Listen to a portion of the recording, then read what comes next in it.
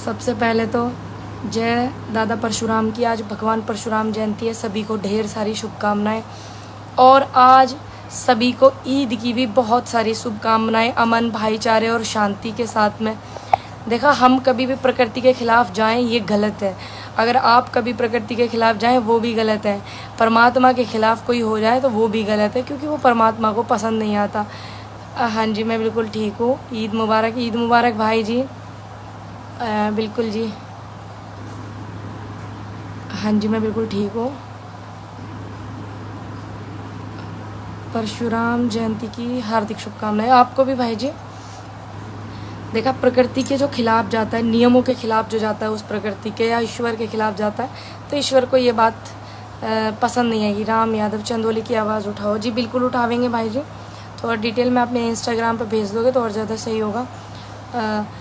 आपने देखा, अब की बार जो होली आई थी, होली हमारा इतना बड़ा त्यौहार है सनातन धर्म का, तो उस दिन शुभ रात भी था। और अब की बार नवरात्रि आए थे, अब की बार रमज़ान भी थे। और अब की बार आज दादा परशुराम जयंती है और काफ़ी लोग मनाते हैं, सभी को पता है। इसमें अब ज़रूरी नहीं है कि इसको ब्राह्मण ही मनाए। भगवान है, भगवान को तो कोई भी मान सकता है, मेरा तो ये मानना है। उस ईश्वर को कोई भी समाज का व्यक्ति मान सकता है। आज परशुराम जयंती और ईद दोनों ही दिन आज के ही दिन है, दोनों ही बड़े त्यौहार हैं दोनों धर्मों के। तो ये भगवान भी चाहता है कि सब एक रहें, एकत्रित रहें, इकट्ठे रहें, भाईचारे से रहें, प्यार मोहब्बत से रहें। ये भगवान भी चाहता है, वो ईश्वर भी चाहता है। लेकिन कुछ लोग ऐसे हैं जो नहीं चाहते हैं, तो ये उनके मुंह पे एक तमाचा मारने वाली चीज़ है। प्रकृति जो है, परमात्मा जो है, ईश्वर जो है, उसने की है।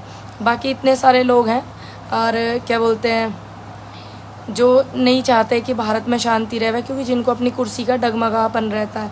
और एक ख़ास बात है, एक ख़ास बात पे और मैं बात करूँगी। एबीवीपी का जो वो है, आपको भी पता होगा कि इसमें जो आर्थिक स्थिति के आधार पर आरक्षण की बात करी थी, जनरल को, और ये आपका ओबीसी जो है उनको भी। ओबीसी को तो मिलता है कुछ परसेंट, लेकिन जो जनरल में आते हैं, जैसे गुप्ता हो गए, चौहान हो गए और ब्राह्मण हो गए, बनिए जिन्हें कहते हैं, वे मतलब जो भी जनरल में कास्ट आती हैं बहुत सारी। लेकिन अब वो पहले क्या था, ये बोला था कांग्रेस के टाइम पे कि ये आर्थिक स्थिति के आधार पे इनको दिया जाएगा आरक्षण। You are looking world champion, we beautiful and so cute and genius girl, thank you so much. तो वो आर्थिक स्थिति के आधार पर दिया जाएगा, तो ये बिल्कुल सच बात है। जो आरक्षण है वो आर्थिक स्थिति के आधार पर दिया जाना चाहिए। जो सही व्यक्ति होगा वो इस बात को पूरी सपोर्ट करेगा। बिल्कुल देखिए, जो पुराने लोगों को आरक्षण मिल रहा, उनकी स्थिति है नहीं है ये वो जाना है, लेकिन मेरे हिसाब से आरक्षण हकीकत में आर्थिक स्थिति के आधार पर मिलना चाहिए, चाहे वो कोई भी समुदाय, कोई भी। कुछ लोगों को मेरी ये बात शायद बुरी भी लग सकती है। जो मुझे भगवान परशुराम जन्मोत्सव की हार्दिक शुभकामनाएं। थैंक यू मुकेश भाई। जो मुझे प्यार भी करते हैं, जो मुझे सपोर्ट भी कर सकते हैं, हो सकता है ये बात उनको भी लग जाए, ये बात उनको भी लग सकती है, लेकिन जो सही है मैं वही बोलूँगी। आर्थिक स्थिति के आधार पर ही आरक्षण होना चाहिए। तो ये इस कांग्रेस के ज़माने पे क्या करा था कांग्रेस की सरकार ने, और जिन लोगों का आरक्षण था वो तो था ही, वो तो ख़त्म ही नहीं किया। लेकिन ब्राह्मणों को आरक्षण नहीं मिलता था, बनिए जो होते उनको नहीं मिलता था, चौहानों को नहीं मिलता था, ठाकुरों को नहीं मिलता था आरक्षण, जी, तो उनको नहीं मिलता था आरक्षण। तो अब जो है उनको देने के लिए बोल दिया था सरकार ने, उनकी मंजूरी हो गई थी, बिल भी हो गया था पास। लेकिन अब क्या किया भारतीय जनता पार्टी ने, ये आरक्षण जो है वापस ले लिया है, छीन लिया है। और इस मुद्दे पे कोई बोलने के लिए भी तैयार नहीं है, कोई बोल भी नहीं रहा है। तो मेरी वो है कि आप सभी बोलें इसमें। तो ज़रूरी नहीं है कि जिनको आरक्षण मिला वो ना बोलें, वो चुपचाप रहें। जय परशुराम जयंती की भाई आपको भी शुभकामनाएं, आपको भी शुभकामनाएं।